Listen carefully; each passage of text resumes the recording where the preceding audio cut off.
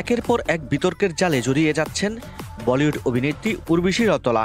ডাকু মহারাজ ছবিতে 64 বছরের অভিনেতার সঙ্গে জুটি বাঁধায় তার দিকে ধেয়ে আসছিল কটাক্ষ।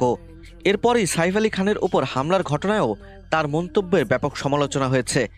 নেটিজেনদের অনেকেই তাকে কটাক্ষ করে বলেছেন, উর্বশী দেখতে সুন্দর হলেও তার বুদ্ধি নেই, যাকে এক কথায় বলা হয় বিউটি অফ নো ব্রেন। তবে এই মন্তব্যের প্রতিক্রিয়া দিয়েছেন অভিনেত্রী। গণমাধ্যমকে দেয়া এক সাক্ষাৎকারে উর্বশী বলেন, আমাদের দেশের প্রধানমন্ত্রী নরেন্দ্র মোদী, আমার দুই প্রিয় তারকা শাহরুখ খান ও সালমান খান, তাদেরকেও লোকে কটাক্ষ করতে ছাড়ে না। তাহলে বলুন কি করা যায়? সম্প্রতি এক সাক্ষাৎকারে সাইফের ঘটনা নিয়ে প্রশ্ন করা হলে প্রথমে তিনি উদ্বেগ প্রকাশ করেন ঠিকই, কিন্তু সঙ্গে সঙ্গে প্রসঙ্গ ঘুরিয়ে চলে যান নিজের ছবি ডাকু মহারাজের সাফল্যে। উর্বশীর দাবি, তার ছবি এতটাই সাফল্য পেয়েছে যে বাবা মা দামি দামি উপহার দিয়েছেন তাকে। তবে সাইফের ঘটনা দেখে সেই দামি উপহারগুলো ব্যবহার করতে ভয় পাচ্ছেন তিনি।